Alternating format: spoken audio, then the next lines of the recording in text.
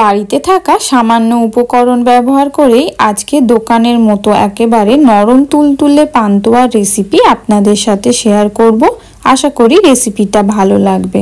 Recipe ভালো লাগলে আমার চ্যানেলটা সাবস্ক্রাইব করতে ভুলবেন না কিন্তু। চলুন শুরু। নমস্কার বন্ধুরা, পিনাজ হেসেলে আপনাদের সবাইকে স্বাগত জানাই। আশা করি আমার চ্যানেলের রেসিপিগুলি আপনাদের সকলকে ভালো লাগে। চ্যানেলের রেসিপিগুলি ভালো লাগলে আমার চ্যানেলটি কিন্তু অবশ্যই সাবস্ক্রাইব করবেন। রেসিপি শুরুতেই মিষ্টি সিরাপের জন্য 1 কাপ চিনির মধ্যে 2 কাপ পরিমাণ জল দিয়ে তার সাথে 2টো এলাচ দিয়ে ভালোভাবে ফুটিয়ে গ্যাসের ফ্লেমটা আমি অফ করে দেব। এপাশে মিষ্টির জন্য 1 কাপ পরিমাণ ময়দার সাথে 2 কাপ পরিমাণ গুঁড়ো দুধ, সাথে 1 চামচ পরিমাণ কর্নফ্লাওয়ার ও সাথে 1 চামচ পরিমাণ ঘি ও হাফ চামচ পরিমাণ বেকিং পাউডার দিয়ে ভালোভাবে ময়াম করে নেব। এই বেকিং পাউডার মিষ্টির মধ্যে একটা নরম ভাব আনবে। মিষ্টিগুলো সফট হওয়ার সাথে সাথে আকারে বড়ও হয়ে যাবে। তাহলে এখন ময়ামটা ভালোভাবে আমি দিয়ে নিই। ময়াম দেওয়া হয়ে গেলে এর মধ্যে আমি দিয়ে দেব দুধের সর। আপনারা বাড়িতে দুধের সর জমিয়ে সেই সর এর মধ্যে অ্যাড করে দিতে পারেন।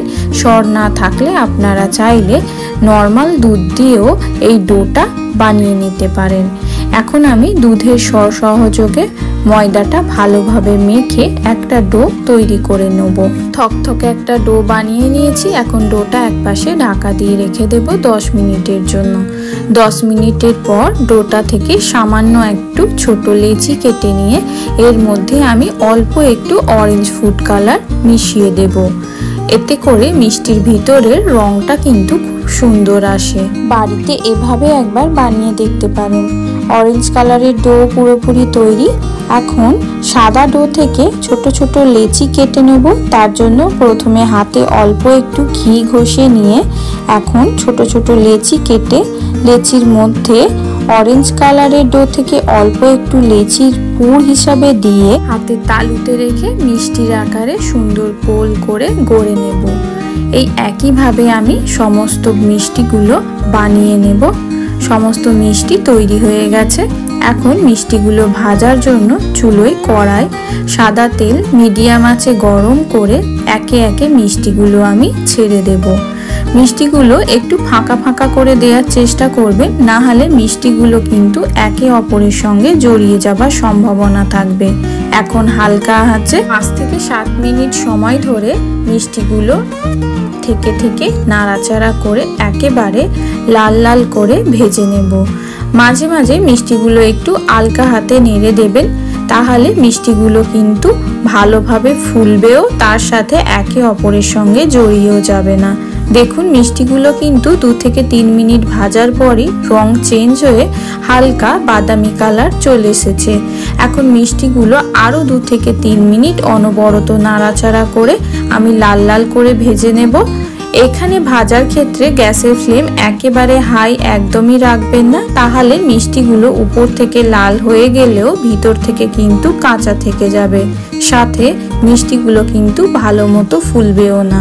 দেখুন মিষ্টিগুলো কিন্তু ফুলে একেবারে ডবল হয়ে গেছে। মিষ্টিগুলো প্রায় ভাজা হয়েই এসেছে। এখন গ্যাসের ফ্লেম অফ করে মিষ্টিগুলো আমি তেল থেকে একটা একটা করে তুলে নেব। তেল ঝরানো মিষ্টিগুলো এখন আমি মিষ্টির রসের মধ্যে অ্যাড করে দেব। মিষ্টিগুলো রসের মধ্যে অ্যাড করা হয়ে গেলে গ্যাসের ফ্লেমটা অন করে মিষ্টিগুলো আমি হালকা আঁচে 10 থেকে 15 মিনিটের জন্য রসের মধ্যে ফুটিয়ে নেব। এতে করে মিষ্টিগুলো সাইজে আরও ডবল হয়ে যাবে, সাথে একেবারে নরম তুলতুলে হয়ে যাবে। মিষ্টিগুলো ভালোভাবে ফুটে গেছে। এখন আমি ঢাকা দিয়ে একেবারে ঠান্ডা হওয়া পর্যন্ত অপেক্ষা করব। 1 থেকে 2 ঘন্টা পর ঢাকনা খুললেই দেখবেন মিষ্টিগুলো রস শুষে একেবারে টইটুম্বুর হয়ে গেছে। পান্তুয়া তৈরির এই রেসিপি ভালো লাগলে আমার চ্যানেল সাবস্ক্রাইব করে আমার পাশে কিন্তু অবশ্যই থাকবেন।